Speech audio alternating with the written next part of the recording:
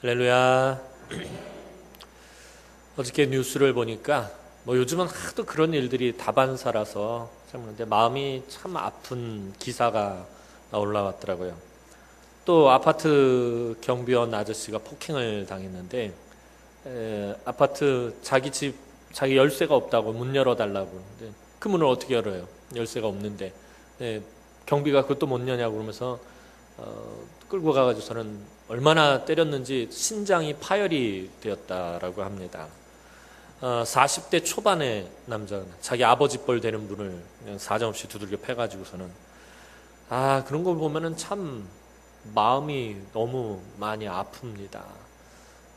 이 사회가 자꾸 어디로 흘러가고 어떻게 돼가는 것인지 참 그 마음속에 있는 분노들이 조절이 안 되니까 자꾸 이런 일들이 생각하는데 단지 제가 그냥 기도하는 것은 제발 그 사람이 교회 다니는 사람이 아니기만을 기도하고 있다니까요. 근데 10중 8구 그런 사건을 일으키는 사람들이 대부분이 기독교인이라는 게 참 문제가 많다라는 것입니다. 제가 서울에 있을 때 저도 아파트에서 살았는데 주공 아파트 단지에 살았는데 저희 동에도 경비원 아저씨 두 분이 계셔요. 그래서 하루씩 교대하면서 계시는데 보면 옆에서 보면 정말 안타까울 때가 너무 많아요. 막 자기 집 종 부리듯이 아버지 뻘 되는 분한테 막 함부로 대하는 사람도 있고요. 새파랗게 젊은 사람들이 그러고 택배 받았는데 택배 올라가면서 자기가 가지고 가면 되는데 꼭 그거를 올려다 달라고 그러고 있고 눈 와서 눈 치는데 아무도 내리는 그 아파트 눈 와가지고 그 눈 안 쳤다고 와서 그 민원을 넣고 막 너무 답답한 일들이 많습니다. 특히 우리 성도들 가운데 아파트 사시는 분들은 우리 아파트 경비원 아저씨들한테 참 잘해주시길 부탁드립니다. 그래서 저도 늘 우리 집사람한테 음식 있으면 꼭 갖다 드리라고 그러고 교회에서 간식 같은 거 남고 오면서 꼭 들리고 인사 잘 우리 집 애들한테도 너희들 절대로 인사 안 하고 그러지 말고 꼭 인사 정확하게 잘하고 아저씨한테 잘하라고 꼭 그렇게. 근데요 그러면은 이 경비원 아저씨가 저희 집 애들한테 잘해주셔요. 무슨 일 없나 이렇게 신경 써주고 제가 밤늦게 오면은 차 댈 데 없으면은 나오셔가지고 주차 자리 다 만들어주시고 이게 서로 공생하는 거거든요. 얼마나 신경 써주시고 잘해주시는지 몰라요. 단지 저는 그냥 조금 친절하게 한 것 뿐인데 그게 그렇게 고마우셔가지고 잘해주신다고요. 사람이 사는 게 서로 그렇게 살아가야 되는데 너무 막 갑질을 하고 막 이러는 모습들 보면 너무 마음이 아픕니다. 근데 비단 이게 사회에서만 그러는 게 아니라 교회 안에서도 이런 일들이 많다라는 것입니다. 우리 교회는 안 그러는데 늘 강조드리지만 우리 교회는 절대 안 그러는데 다른 데서 제가 부교육자로 교회를 5곳을 제가 있었는데 보면은 참 교직원들한테 이렇게 교육자들과 교회 직원들한테 함부로 대하시는 분들이 참 많다라는 것입니다. 저도 그것 때문에 상처받은 게 참 많은데 제가 행정실에서 일을 하고 있을 때였어요. 와가지고 뭘 해달라고 그러는데 이건 도저히 해줄 수가 없는 일들이에요. 불법인데다가 이걸 이렇게 맘대로 해줄 수 없는 건데 그거를 해달라고 그러는데 그러니까 그거에 연말 정산 서류 자기가 헌금한 거 내역이 다 나오잖아요. 전산 처리가 거기는 그 교회는 전산 처리가 돼서 쭉 나오는데 1년에 헌금한 게 200만 원인데 1000만 원 해달라는 걸로 해달라는 거예요. 그거 어떻게 해줘요? 한 몇십만 원 이렇게 하는 거는 어떻게 좀 해주겠는데 그 1000만 원을 어떻게 해줘요? 난 이거는 이렇게 해드릴 수가 없습니다. 그랬더니 그 자리에서 벌써 얼굴 붉히고 대번에 저한테 하는 말이에요. 야! 그러면서 얘기가 나오는 거예요. 너 내가 낸 헌금으로 월급 받으면서 해달라고 그러면 해줘야지.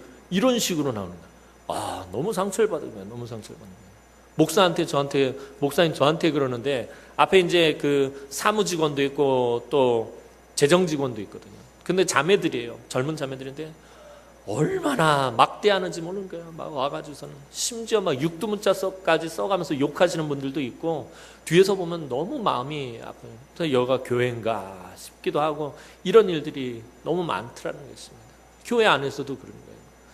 우리 교회는 안 그러는데 혹이라도 그러지 않으셨으면 좋겠고요. 특히 우리 나이 어린 전도사님들한테 딱 이렇게 서로 있을 때 보면 함부로 대하시는 분들이 있어요. 이게 자기보다 나이가 한참 어린 그래도 주의 종이에요. 근데 당연히 김전도사 이리 와봐. 그러면 저 옆에서 보는데 너무 마음이 막 그런 거예요. 나중에 집사님 잠깐 저 좀 보세요. 아무리 집사님보다 나이가 어리더라도 이제 신학을 하고 목회 길을 가실 분인데 그렇게 아랫사람 대하듯이 많은 사람들 앞에서 함부로 막 이름 불러가면서 그러시면 되겠냐고. 나보다 나이 어린 사람인데 어떠냐는 거예요. 아직 목사도 아니고 햇병아리 전도사인데 뭐 어떠냐고 막 이러시는 거예요. 그래서 저는 저분의 인격이 의심스러운 거예요. 인격이. 아니 신앙생활을 그렇게 오래 하신 분이 야 김 전도사 이리 와봐. 어떻게 그렇게 막 할 수 있느냐 말이에요. 절대로 그래서는 안 됩니다. 교회에서 이제 저희 교회는 저인데 그 교회는 교회가 크다 보니까 교회 직원들이 많아요. 아까 말씀드렸던 것처럼 사무 직원도 있고 재정 직원도 있고 또 관리 직원도 있고 또 방송 직원도 있고 그다음 경비 직원도 있고 다 막 함부로 대하는 거예요. 자기 하인 대하듯이 막 대하는 거예요. 제가 이제 행정실에서 이제 그 총책임자로서 너무 마음이 아픈 거예요. 그럴 때마다 제가 이제 나가서 말씀을 드리는데 도대체 말이 안 통하는 거예요. 그때마다 드는 생각이 여기가 과연 교회인가라는 생각이 들 때가 많다라는 것입니다. 말 한마디를 하더라도 참 수고가 많다, 애쓴다 이렇게 이야기해 주면서 자기 요청하실 것 요청하셔도 되는데 앞에 이제 사무 직원이 주일날 엄청 바빠요. 이것저것 해줘야 될 거 많은데 다 줄 서서 있는데 중간에 탁 들어와가지고서는 해달라고 하는데 줄 서서 기다리는 사람도 있는데 그걸 안 해준다고 거기서 막 욕을 하면서 막 소리를 지르고 온갖 난리를 다 핍니다. 남나라 얘기하는 것 같죠. 이게 교회 안에서 이런 일들이 발생한다는 거예요. 특히 이제 교회 관리 집사님 관리 일을 하다 보면은 이분 그 큰 교회를 관리하려면은 당신이 혼자서 해야 되니까 동선을 정해놔요. 그러니까 빠른 효과적으로 일을 하기 위해서는 자기가 움직이는 거리가 짧고 일을 빨리빨리 진행하기 위해서 이 집사님 나름대로의 그 노하우가 있어요. 그래서 동선을 정해서 그렇게 일을 하는데 와가지고 이제 안 한다고 막 야단을 치는 그거 좀 있으면 그 지나가시면서 하실 일인데 안 한다고 와가지고 막 뭐라고 야단을 치시고 행정실에 와가지고서는 막 민원을 넣고 그러는 거예요. 그래서 설명을 드려도 이해를 못 하시는 거예요. 이해를 안 하려, 제가 볼 때는 이해를 못 하는 게 아니라 이해를 안 하려고 드시는 거예요. 자기가 생각하기엔 이게 맞다라는 거예요. 지금 집사님 하는 게 틀렸다는 거예요. 일하는 게 틀렸다는 거예요. 내가 말하는 게 맞다는 거예요. 내 말대로 해야지 왜 내 말대로 안 하느냐라는 거예요. 답답한 거죠. 오늘도 또 그 얘기입니다. 도대체 무엇이 중헌디? 무엇이 중헌지를 모르는 거예요. 뭐가 중요한지를 모르는 거예요. 뭐가 교회에서 본질적인 것인지 이거를 구분을 못하는 사람들이 너무 많다라는 것입니다. 이게 신앙생활을 하면서 가장 기본적인 것, 기초적인 것부터 하나하나 배우고 훈련받고 연단하고 기도하며 그렇게 신앙이 자라왔어야 되는데 이게 그러지 못하다 보니까 이런 일들이 발생하는 것 같습니다. 오늘 사도 바울은 빌립보 교회 성도들에게 항상 복음에 합당한 성도의 삶을 살도록 권면하고 있어요. 너희가 성도의 삶을 살아야 되는데 복음에 합당한 삶을 살아라. 제발 복음에 맞는 삶을 살아라. 그러니까 복음에 먹칠하는 짓을 하지 말아라. 이 복음을 전하는 사람답게 살아라 하고서는 사도 바울이 권면하는 거예요. 그리고 그것은 한마음 한뜻으로 협력하여 복음의 사명을 잘 감당하는 것이다 라고 이 사도 바울은 강조하고 있습니다. 복음의 신앙을 위하여 교회가 하나 되는 것은 사실 제각기 다 다른 사람의 모습으로는 이게 불가능합니다. 한마음 한뜻으로 교회를 하나 되게 하는 것은 이 각기 다 다른 사람의 그 모습으로 되는 것이 아니라 언제나 변함없으신 우리 주 예수 그리스도로 인해서 가능한 것입니다. 교회 안에는 서로가 다른 사람들이 모여 있습니다. 그죠? 제가 늘 말씀드리지만 생김새가 다르고 성격이 다르고 또 말씨도 다르고 목소리도 다르고 또 연령도 다르고 각기 자라온 환경도 다르고 생각하는 것도 다 다릅니다. 이렇게 모든 것이 다 다른 사람들이 교회에 모여서 하나가 될 수 있는 것은 이건 사람의 힘으로 되는 것이 아닙니다. 오직 우리 주 예수 그리스도를 믿는 그 믿음으로 되는 것입니다. 우리가 알거니와 사랑하는 자들 곧 그의 뜻대로 부르심을 받은 자들에게는 모든 것이 합력하여 선을 이루느니라. 합력하여 선을 이루는 것이 교회 생활하는 것의 목적 중에 하나다라는 것입니다. 근데 이러기 위해서는 우리가 다르다라는 것을 인정해야 되는데, 교회 안에서 잘 안 되는 것 중에 하나가 뭐냐면 다르다라는 것을 용납하지 못하는 거예요. 다르다라는 것을 인정하지 못해요. 왜냐하면 우리는 어릴 때부터 어떻게 배워왔냐면, 다르면 틀린 것으로 배워왔기 때문에. 나랑 다르네? 그럼 틀린 거야. 이게 되는 거예요. 우리랑 다르네? 틀린 거야. 복음에 위배되고 성경을 벗어난 건, 그렇게 다른 건 분명히 틀린 거예요. 그러나 복음 안에 있고 성경 안에 있고 말씀 안에 있고 은혜 안에서 다른 것은 틀린 것이 아니에요. 다른 것은 인정해 줘야 되는 거죠. 나하고 다르구나.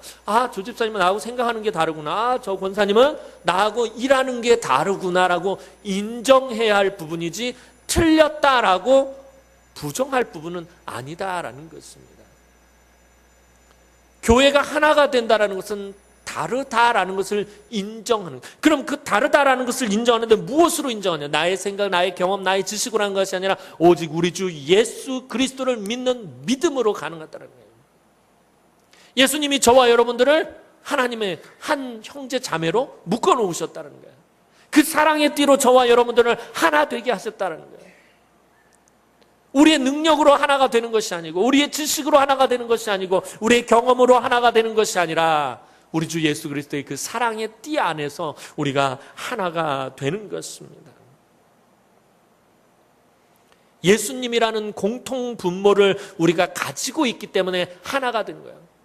저와 여러분들이 저도 다르고 여러분도 다 다른데, 저와 여러분들이 같이 공유하는 공통 분모가 하나가 있어요. 그게 뭐냐면 예수 그리스도를 믿는 믿음이다라는 것입니다. 교회는 예수 그리스도로 하나가 될 때 비로소 놀라운 복음의 능력이 나타나서 부흥의 역사가 일어나게 되는 것입니다. 이제 이러한 가운데 바울은 빌립보 교회 성도들에게 교회를 하나 되게 하는 예수 그리스도의 삶의 모습을 본받아야 할 것을 권면하고 있어요. 사람의 모습을 제시하시는 것이 아니라 가장 본이 될 예수 그리스도의 모습을 제시하고 있다는 것입니다. 사도 바울은 빌립보 교회 성도들에게 먼저 무엇이라고 말하냐면은 예수님의 마음을 품어라라고 말하고 있습니다. 빌립보서 앞부분에서 바울은 빌립보 교회 성도들이 어떤 상황 가운데서라도 한 마음이 되어 사랑과 겸손으로 협력하여 다른 사람의 유익을 추구해야 한다라고 권면하고 있어요. 우리가 교회 안에서 한 마음이 되어서 사랑과 겸손으로 협력해야 되는 것, 그리고 협력해서 선을 이루어야 되는 것은 나의 유익 때문이 아니라 다른 사람의 유익을 위해서 그렇게 해야 된다는 거예요. 저와 여러분들이 교회 안에서 신앙생활하는 가장 근본적인 이유가 무엇입니까? 나 때문이 아닙니다. 우리 때문이 아닙니다. 다른 사람을 위해서예요. 왜냐하면 우리 주님께서 그렇게 사셨기 때문에. 우리 주님은 자신을 위해서, 당신을 위해서 사시지 않고 다른 사람을 위해서 살아오셨다는 거예요. 저와 여러분들을 위해서 사셨다는 거예요. 그 주님께서 오늘 저와 여러분들을 교회에 모으시고 부르셨어요. 왜 부르시고 이곳에 모으셨겠습니까? 한 마음이 되어서 사랑과 겸손으로 다른 사람의 유익을 추구해야 된다는 거예요. 즉 바울은 한 마음이 되어 사랑과 겸손으로 다른 사람의 유익을 추구하는 마음의 가장 큰 본이 되는 예수님의 마음을 제시하고 있는 것입니다. 너희 안에 이 마음을 품으라. 곧 그리스도 예수의 마음이니. 그렇다면 예수님의 마음은 어떤 마음입니까? 오늘 사도 바울이 말하는 예수님의 마음은 어떤 마음입니까? 예수님의 마음은 세상 사람들은 절대로 이해할 수 없는 마음입니다. 예수를 구주로 영접하지 않은 사람들은 절대로 이해할 수 없는 마음입니다. 세상의 기준과 세상의 가치관으로는 도저히 깨달을 수 없는 마음, 조금도 짐작조차 할 수 없는 마음입니다. 이것이 예수의 마음입니다. 오늘 저와 여러분들도, 오늘 그리스도인들이라 할지라도 성령의 충만함을 받지 못하면 절대로 알 수 없고 절대로 품을 수 없는 마음이 예수의 마음입니다. 사실 저와 여러분은 늘 죄의 자리에서 살아왔고, 늘 낮은 자리에서만 있어 왔기 때문에 지극히 높은 자리에서 낮은 자리로 내려오는 것이 어떤 것인지 잘 모릅니다. 그렇잖아요. 저와 여러분들이 높으면 뭐 얼마나 높은 자리에 있어 봤겠어요. 늘 죄의 자리에 있었고 어둠의 자리에 있었고 멸망길로 가고 있었고 낮은 자리에서 아둥바둥 그렇게 살아가고 있었다는 거예요. 그래서 지극히 높은 곳에서 지극히 낮은 곳으로 내려온다라는 것이 사실은 무엇인지 잘 몰라요. 저와 여러분들은. 그저 낮은 밑바닥 자리에서 조금이라도 높아지려고, 그저 조금이라도 더 제 욕심대로 살려고, 그저 조금이라도 더 제 고집대로 살려고 그냥 서로 아둥바둥 싸우고 핥히고 물어뜯고 그렇게 살아가고 있다라는 것입니다. 예수님은 하나님의 독생자이십니다. 하나님 나라의 큰 영광 가운데 계시기에 합당하신 분이십니다. 그런데 그 높은 영광의 자리에서 우리를 너무나도 불쌍히 여기시고 너무나도 사랑하셔서 낮아지시고 죽기까지 하셨습니다. 예수님의 공생애를 보면서 인간적인 관점과 생각으로는 도대체 왜 저렇게 사셨는지 도무지 알 수가 없습니다. 아니, 왜 저렇게 사셨지? 하나님의 아들이, 하나님과 동등된 분이, 하나님의 권세를 가지고 있고 하나님의 능력을 가지고 있는 분이 왜 저렇게 사셨지? 인간적인 관점과 생각으로는 알 수 없습니다. 그냥 하나님으로서의 권세와 능력과 영광을 보여주시고 말 안 듣는 사람들은 그냥 싹 다 벌하시면 그만인데 왜 저러시지? 그런데 예수님은 우리들의 생각과는 다르게 그렇게 하지 않으셨다라는 것입니다. 때론 저도 그런 생각을 해요. 하나님 왜 저렇게 하시지? 그냥 당신의 능력을 보여주시면 될 텐데, 당신의 영광을 나타내시면 될 텐데, 그냥 말 안 들으면 그냥 몽둥이로 두들겨 패시면 될 텐데 왜 참으시는 걸까? 그런데 하나님 그렇게 안 하신다라는 거예요. 예수님 그렇게 하지 않으시고 하나님으로서의 모든 권리와 영광과 지위를 스스로 포기하셨습니다. 너무 이상한 거예요. 힘으로 하시면 될 텐데, 당신의 영광을 나타내시고 당신의 능력을 나타내시면 될 텐데 왜 그걸 포기하셨나요? 왜 포기하셨죠? 전에 한번 말씀드렸잖아요. 하나님이 힘의 방법을 쓰신 적이 있으셨어요. 당신의 능력으로 세상을 한번 다 쓸어버리신 적이 있으셨어요. 언제죠? 노아의 홍수 때예요. 하나님께서 힘을 한번 쓰셨어요. 그것도 많이 쓰신 거 아니에요. 아주 조금 쓰셨는데 온 세상이 난리가 났어요. 온 세상이 그냥 다 멸망해버리는 줄 알았어요. 그러고 나서 하나님이 마음이 너무 아프셨어요. 힘의 방법은 너무 고통스럽다라는 것을 아셨어요. 그래서 다시는 힘의 방법을 쓰지 않으시기로 하셨어요. 그래서 포기하신 것이에요. 그래서 하나님께서 선택하신 방법이 희생의 방법이셨어요. 독생자를 죽기까지 내어주시는 것이었어요. 그것은 너무나도 뜨겁게 타오르는 우리를 향한 사랑의 마음 때문이었습니다. 그는 근본 하나님의 본체시나 하나님과 동등됨을 취할 것으로 여기지 아니하시고, 예수님은 그 근본이 하나님이었습니다. 하나님의 본체라는 말은 예수님의 본질은 하나님이라는 말입니다. 예수님은 모든 면에서 하나님과 똑같은 분이셨습니다. 똑같은 영광을 가지고 똑같은 능력과 똑같은 권세를 가지신 분이셨습니다. 하나님의 본체라는 말은 예수님의 자격과 예수님의 신분을 의미하는 말입니다. 어쩌다가 갑자기 즉흥적으로 그 역을 맡은 것이 아니라 이미 태초부터 창조 사역에 함께 동역하셨고 함께 영광을 취하셨던 분이 예수님이셨습니다. 그런데 예수님은 하나님과 동등됨을 취할 것으로 여기지 않으셨습니다. 즉 예수님께서 받으셔야 할 영광이나 존귀를 당연한 것으로 여기지 않으셨다라는 것입니다. 예수님께서 무엇인가를 잘못하신 것이 있으셔서 하나님으로서의 신분과 지위를 버리신 것이 아닙니다. 실수로 빼앗기신 것도 아닙니다. 그냥 당연하게 그 모든 것을 유지하실 수 있으셨습니다. 당연하게 그 모든 것을 가지실 수 있으셨습니다. 그런데 그것을 스스로 내려놓으시고 포기하셨습니다. 그것은 성부 하나님을 향한 사랑과 우리를 향한 가슴 터질 듯한 그 뜨거운 사랑 때문이었습니다. 예수님은 단지 아버지의 명령에 따라 기계적으로 이 땅에 내려오신 것이 아니었어요. 내려오기 싫은데 성부 하나님이 내려가라고 그러니까 어쩔 수 없이 이 땅에 내려오신 것이 아니었다라는 것입니다. 예수님은 이 길을 얼마든지 피하실 수 있었습니다. 마지막 겟세마네 동산에서 피하실 수 있었습니다. 이 잔을, 이 고난의 잔을 옮기실 수 있었지만 그러지 않으셨습니다. 고난의 잔을 마시지 않으셔도 되었어요.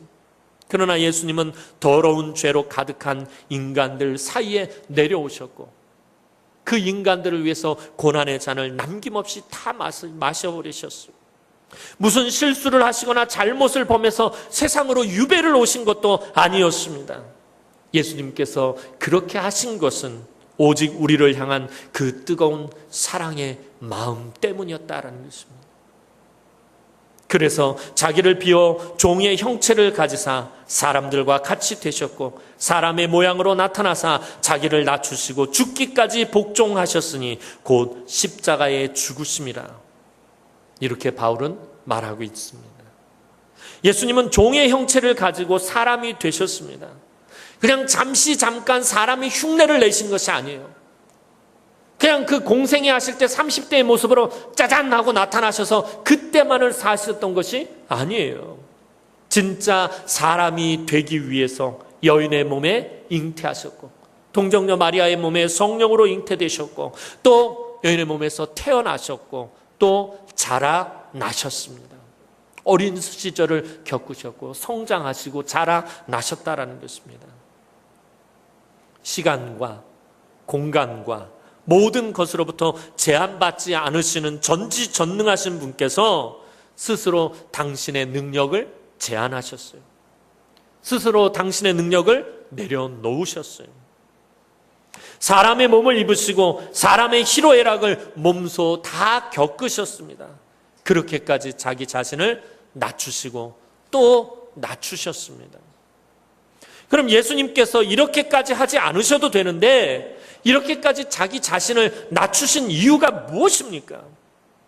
다시 말해서 예수님께서 죽임을 당하신 이유가 도대체 무엇이냐라는 것입니다. 그것은 사람이 자기를 만드신 하나님께 반역하고 불순종의 길로 나아간 죄값이 바로 죽음이기 때문입니다. 저와 여러분들에게 주어진 값은 죽음밖에 없었다라는 것입니다. 성경은 분명히 로마서 6장 23절에 죄의 삭은 사망이요 라고 말하고 있어요. 죄를 지은 사람들에게 주어진 값은 죽음밖에 없다라는 것입니다. 그런데 죄악에 빠진 사람들은 스스로가 그 문제를 해결할 수가 없어요. 저와 여러분들이 죽음의 문제를 해결할 수가 없어요. 죄의 문제를 해결할 수가 없습니다. 그저 자기의 죄값을 죽음으로 치르고 형벌을 받아야 할 그러한 사람들이 바로 저와 여러분들이었습니다. 절대적인 힘을 가진, 그래서 죄의 문제를 해결할 수 있는 합당한 자격을 갖춘 누군가가 대신 해결해 주지 않는 한 이 문제가 해결되지 않는 것입니다. 지난번에도 말씀드린 것처럼 감옥에 갇힌 사람이 자기 능력으로 자기 힘으로 그 감옥에서 나올 수 있으면 못 나옵니다. 그럼 어떻게 해야 나올 수 있습니까? 누군가 절대적인 힘을 가진 사람이, 누군가 절대적인 권세를 가진 사람이 사면해 주지 않는 한 나올 수가 없다는 거예요. 이번에 8.15 기념회에서 광복절 기념으로 박근혜 대통령이 사면령을 내려서 많은 사람들이 사면을 받았어요. 이런 것처럼 절대적인 권력을 가진 사람이 사면해 주지 않으면은 이 문제가 해결되지 않는다라는 거예요. 절대적인 힘을 가진, 그래서 죄의 문제를 해결할 수 있는 합당한 자격을 갖춘 누군가가 대신 해결해 주지 않는 한 이 문제는 절대로 해결되지 않습니다. 그래서 예수 그리스도께서 사람들의 죄값을 대신 치르기 위해 스스로 죽음의 형벌을 택하셨습니다. 그것도 그냥 편하게 죽는 것이 아니라 이 세상에서 가장 힘들고 가장 고통스러운 저주의 죽음을 당하셔야 했습니다. 예수님은 아무런 잘못이 없는데, 아무런 죄가 없는데 이 땅에 존재하는 모든 사람들의 모든 죄를 다 혼자 뒤집어 쓰시고 십자가에서 죽임을 당하셨습니다. 아무도 상상도 할 수 없는 너무나도 수치스럽고 비참하고 괴롭고 고통스러운 죽음을 당하셨습니다. 그러나 예수님의 그 죽음이 우리를 더 이상 죄의 종노릇하지 않게 하시고 자유하게 만드셨습니다. 멸망의 심판을 면제받게 하셨습니다. 이 죄의 값을 사면받게 해주셨습니다. 오히려 하나님의 자녀가 되게 하셨습니다. 하나님 나라를 유업으로 우리에게 주셨습니다. 우리가 받아 마땅한, 저와 여러분들은 원래 받아 마땅한 그 진노와 심판과 죄의 형벌을 주님께서 조금도 남김없이 모조리 다 책임지시고 감당하셨기 때문입니다. 주님은 하나님 나라의 영광을 당연한 것으로 여기지 않으시고 오히려 사람들이 받아야 할 죄의 형벌을 대신 지는 것을 당연하게 여기셨다라는 거예요. 이것이 은혜 받을 자격이 없는 자에게 값없이 주신 하나님의 가장 크고 놀라운 은혜인 것입니다. 우리 주님은 마땅히 받으셔야 할 것들을 당연하게 여기지 않으시고 마땅히 받아서는 안 될 것을 받는 것을 당연하게 여기셨다라는 것입니다. 이것이 우리 주님의 놀라운 은혜인 것입니다. 하나님께서는 아무런 대가도 받지 않으시고 조건도 요구하지 않으시고 온 우주 만물보다 더 존귀한 독생자를 희생시키심으로 우리를 구원하셨습니다. 그리고 우리에게 요구하신 것은 딱 한 가지입니다. 그 어떤 대가나 그 어떤 조건도 우리에게 달지 않으시고 온 우주 만물보다 가장 귀한 독생자 예수 그리스도를 저와 여러분 때문에 희생시키시고 나서 딱 한 가지만 요구하셨다라는 것입니다. 그것이 요한복음 13장 34절인 말씀입니다. 새 계명을 너희에게 주노니 서로 사랑하라. 내가 너희를 사랑한 것 같이 너희도 서로 사랑하라. 내가 너희를 사랑한 것 같이 어떻게 사랑하신 것입니까? 하늘의 모든 영광을 마땅한 것으로 여기지 않고 오히려 죄의 형벌을 감당하는 것을 당연한 것으로 여기고 내려오셔서 그 모든 것을 다 홀로 받으신 것 같이, 그렇게 사랑한 것 같이 너희도 서로 사랑하라라는 것입니다. 이 새 계명을 우리에게 주시기 위해 주님은 낮아지시며 그토록 큰 고통을 당하신 것이었습니다. 서로 사랑하라는 이 계명을 주시기 위해서. 사랑하는 성도 여러분, 이 계명을 지켜 행하면 우리는 영원한 하나님 나라의 복을 받게 되어 있습니다. 그런데 이 복을 받으려면, 이 계명을 진정으로 온전히 지킬 수 있으려면 우리가 그리스도의 예수의 마음을 품어야 한다라는 것입니다. 예수의 마음을 품지 않으면 절대로 할 수 없다라는 것입니다. 예수님의 마음을 품으려면 예수님을 닮아가야 합니다. 예수님처럼 낮아져야 합니다. 늘 겸손하게 하나님의 말씀에 귀 기울이고 그 말씀에 복종하고 그 말씀대로 살아야 합니다. 낮아지고 순종하고 양보하고 관용을 베풀고 넓은 마음으로 받아주고 희생하고 섬기는 것을 오히려 당연한 것으로 여겨야 합니다. 주님처럼, 우리 주님처럼 당연하다라는 개념이 변해야 합니다. 저와 여러분들에게 있어서 당연한 것이 무엇입니까? 오늘 저와 여러분들이 당연하게 여기는 것들이 무엇이냐라는 것입니다. 이것이 우리 주님처럼 주님이 말씀하시는 그 당연하다라는 개념으로 변해야 한다는 것입니다. 칭찬받고 인정받고 주목받고 관심받고 박수받고 복을 받는 것을 당연한 것으로 여기는 것이 아니라 주님처럼 자기를 낮추는 것을 당연한 것으로 여겨야 합니다. 그것이 예수님의 마음을 품는 것이고 그것이 예수님처럼 낮아지는 길입니다. 또한 당연하다라는 것에 대한 개념이 바뀌려면 자기를 비워야 합니다. 우리들 마음속에 있는 헛된 욕심과 허탄한 것들과 썩어질 것들과 미움과 분노와 고집과 인간적인 모든 것을 다 버려야 합니다. 이것들을 버리지 못하면 예수의 마음을 우리 안에 담을 수가 없습니다. 이것은 가장 기본적인 진리입니다. 그릇에 무엇인가를 넣기 위해서는 그 안에 있는 것을 모조리 다 비워야 합니다. 비우지 않으면 그 안에 채울 수가 없다라는 것입니다. 예수님은 우리를 너무나도 사랑하셔서 하나님으로서 당연히 누리셔야 될 하늘의 모든 것을 다 버리고 십자가에 죽기 위해 내려오셨습니다.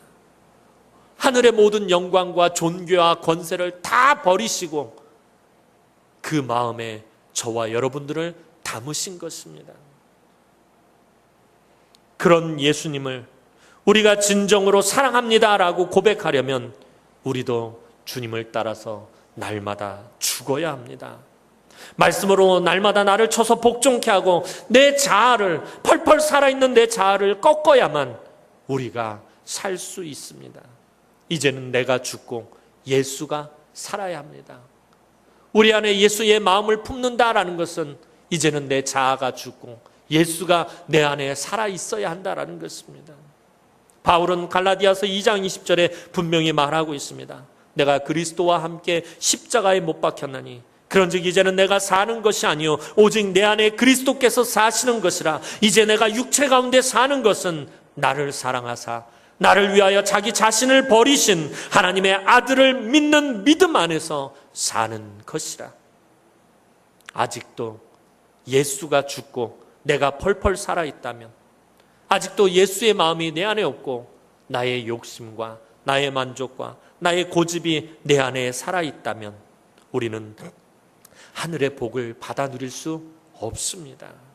사랑하는 성도 여러분, 오늘도 예수의 마음을 품고 겸손하고 또 겸손해지고 내 안에 있는 모든 더러운 것들을 비우고 또 비우고 우리 주님처럼 낮아지고 또 낮아지고 오직 예수 그리스도의 사랑으로만 가득 채워서 하나님의 풍성한 은혜와 복을 받아 누리며 복음에 합당하게 살아가는 우리 성도들이 되었으면 좋겠습니다. 이것은 우리의 힘으로 되지 않습니다. 그래서 늘 말씀을 묵상하고 그 말씀을 붙들고 하나님께 매달려 기도해야 합니다. 오직 말씀과 기도 외에는 아무것도 할 수가 없습니다. 말씀, 날마다 날 말씀을 읽고 묵상하고 사도 바울처럼 말씀으로 나를 쳐서 복종케 해야 합니다. 그 말씀 붙들고 하나님 앞에 날마다 기도해야 합니다. 늘 모여서 기도해야 합니다. 늘 서로를 위해서 기도해야 합니다. 내가 너희를 사랑한 것 같이 너희도 서로 사랑하라는 것이 무엇입니까? 서로를 위해서 중보하는 것입니다. 서로를 위해서 기도하는 것입니다. 서로의 아픔을 보듬어주면서 서로를 위해서 하나님 앞에 눈물로 기도하는 것입니다. 하나님, 나의 문제를 가지고 하나님 앞에 나온 것이 아닙니다. 내 문제를 해결해 달라고 하나님 앞에 나온 것이 아닙니다. 사랑하는 장로님, 사랑하는 권사님, 사랑하는 집사님, 지금 너무나도 힘들고 어려운 문제가 있어요. 하나님, 그 문제를 제발 좀 해결해 주십시오. 그러한 모습으로 나아올 때 그것이 예수의 마음을 품은 것이고 그것이 낮아진 것이고 그것이 내가 너희를 사랑한 것 같이 너희도 서로 사랑하라는 그 말씀에 순종한 것입니다. 오늘도 주님은 하나님 보좌 우편에서 말할 수 없는 탄식으로 저와 여러분들을 위해서 빌고 또 빌고 계시고 중보하고 계시다라는 것입니다. 이 땅에 사시면서 제가 늘 말씀드리지만 주님이 가장 많이 보이신 모습이 무엇입니까? 기도하시는 모습이었다는 거예요. 이런 외에는, 기도 외에는 답이 없다는 거예요. 기도해야 된다는 것입니다. 여러분들 기도하셔야 됩니다. 제가 전에도 말씀드렸잖아요. 장로님들도 모여서 기도하셔야 되고 권사님들 모여서 기도하셔야 되고 안수 집사님들 모여서 기도하셔야 되고 집사님들도 모여서 기도하셔야 되고 남전도에 모여서 기도해야 되고 여전도에 모여서 기도해야 되고 청년들 모여서 기도해야 되고 교사들 모여서 기도해야 되고 성가대들도 모여서 기도해야 된다는 거예요. 기도밖에 없다니까요. 말씀 붙들고 하나님 앞에 기도했는 약속의 말씀 붙들고 오늘 저와 여러분들에게 주신 약속의 말씀 붙들고 오늘 우리 가정에 주신 약속의 말씀 붙들고 오늘 우리 부서에 주신 약속의 말씀 붙들고 하나님 앞에 모여서 기도해야 된다는 거예요. 기도하지 않으면 하나님의 능력이 나타나지 않아요. 기도하지 않으면 하나님의 은혜가 충만하지가 않아요. 도대체 그리스도인들이 기도하지 않고 말씀 묵상하지 않고 뭘 하겠다라는 것입니까?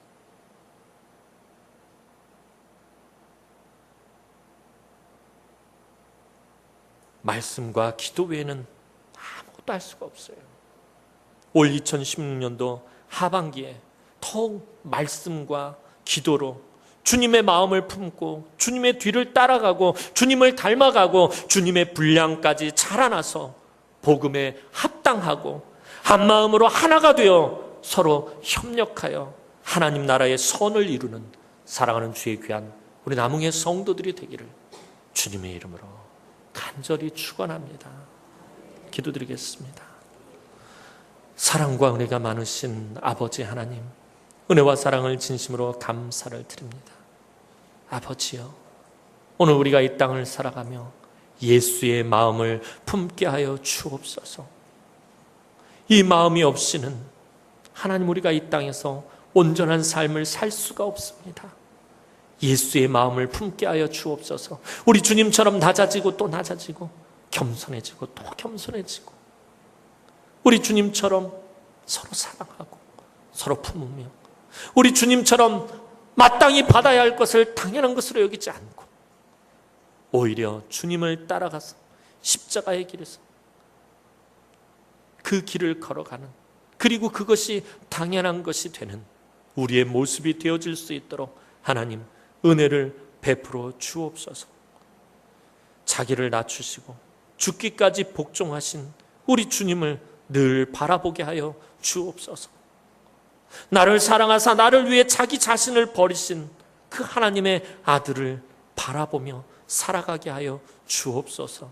그래서 주님의 몸된 제단에 늘 하나님의 은혜와 은총과 사랑과 긍휼이 충만하게 하시고 이 제단이 늘 복음에 합당한 제단이 되어질 수 있도록 하나님 은혜를 베풀어 주옵소서.